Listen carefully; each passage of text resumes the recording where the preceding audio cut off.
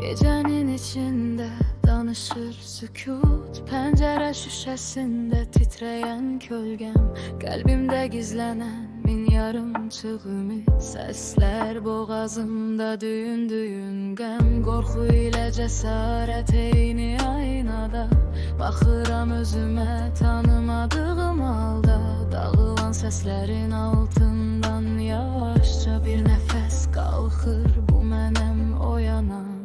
Bu suskun uyanıştır, sessiz bir üsyan, hiç kim işitmez ama içimde tufan.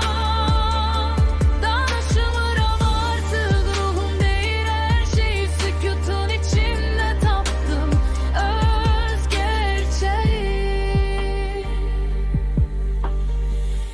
Divarda asılı solmuş şekiller, gözlerim soruşur kim idin evvel.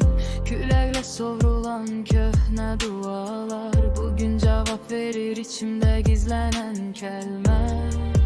Kelime heves, korku ile cesaret eyni aynada, bakıram özüme titreyen o sese, dağılan seslerin altından yavaşça bir nefes kalkır, bu mənim oyanan. Bu suskun uyanıştır, sessiz bir üsyan, hiç kim işitmez ama içimde tufan.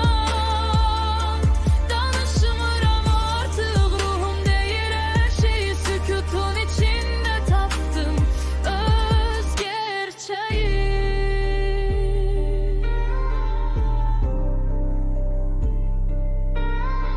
Sükutum yanır içimde, köz köz kalk kalk deyir gizli ses. Yarı yolda kalan bütün cümleler bugün tamamlanır, nefesimde ters axan nəğmə kimi.